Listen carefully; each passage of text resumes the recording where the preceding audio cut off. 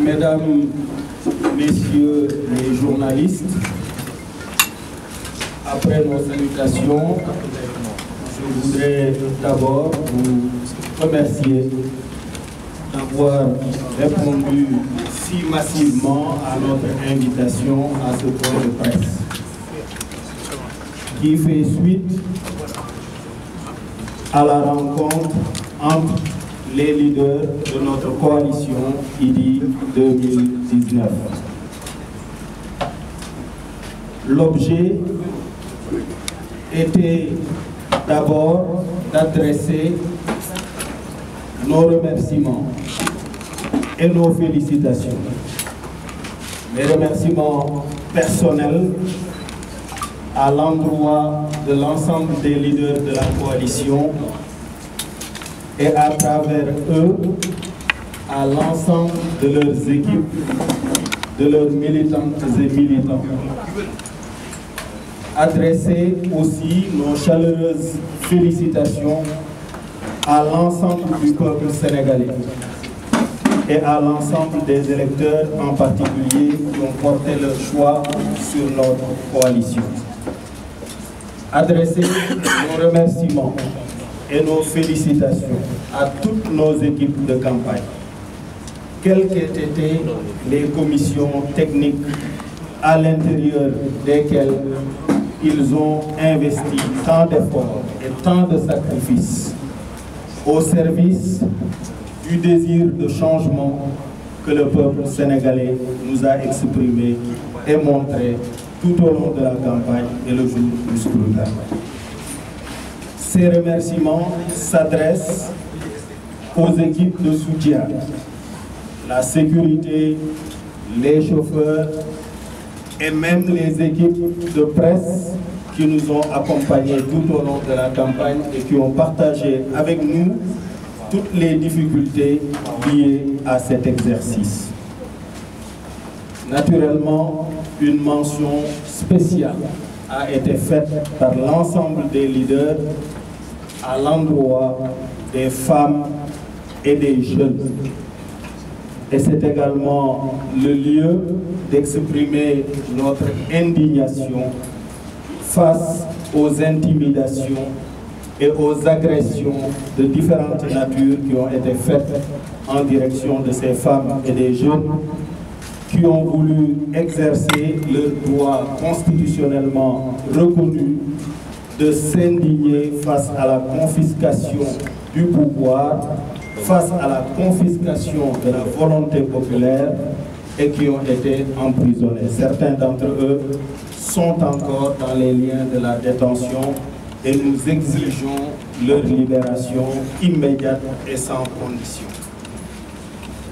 Je voudrais également exprimer une pensée à l'endroit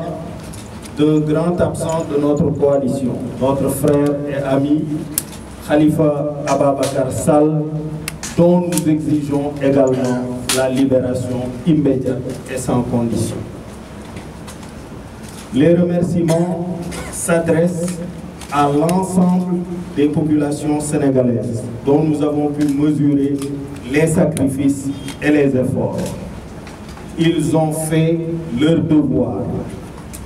Ils se sont massivement mobilisés au service du Sénégal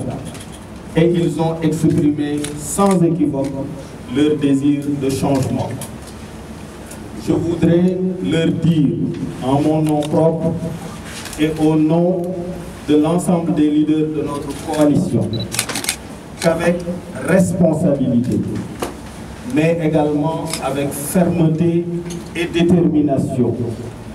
nous entendons rester mobilisés pour la prise en charge de ce désir de changement et pour la défense des acquis démocratiques de notre peuple. Acquis qui ont coûté à travers l'histoire à tant de générations en termes de sacrifices, y compris de sacrifices en vie humaine. Naturellement, cette mobilisation et cette détermination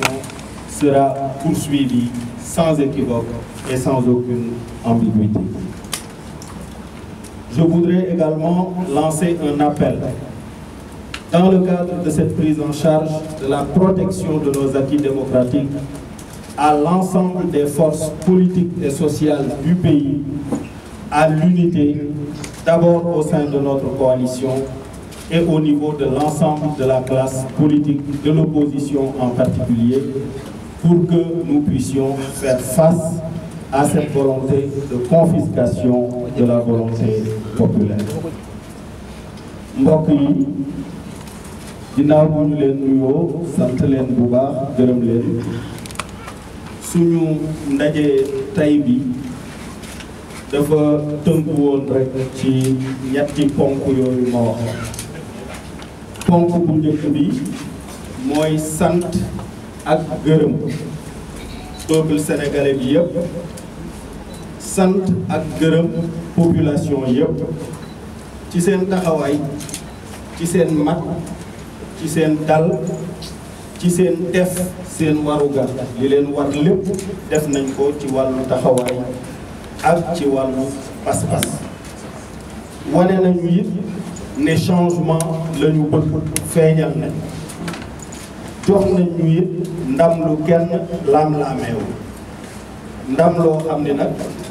ñii fi nekk dañoo taxaw ci foqarti ko ci kaw mat ak ci bañ tuur deretu Sénégal déggu leen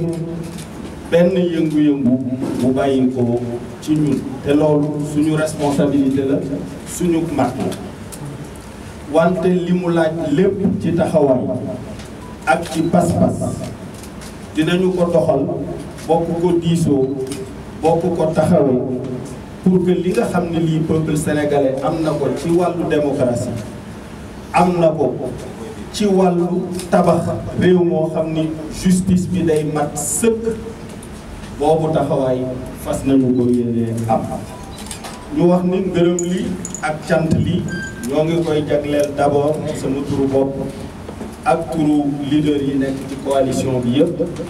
peuple sénégalais bi yëpp bàyyiwuñu kenn ku ci nekk la nga def ci effort la nga def ci sacrifice yëg nañ ko muy chauffeur yi àndoon ak ñun di dawal muy sécurité bi muy journaliste yi nga xam ni ay jàmbur lañu sax yoo xam ni seeni organe ñoo leen boole woon ak ñun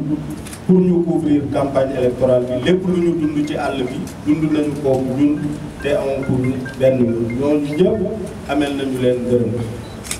di gërëm bu baax suñu jigéen ñi ak jeunesse bi di ñaaw lu itam gundu xataal bi nga xam ni gundu xataal nañu leen ko jàpp ci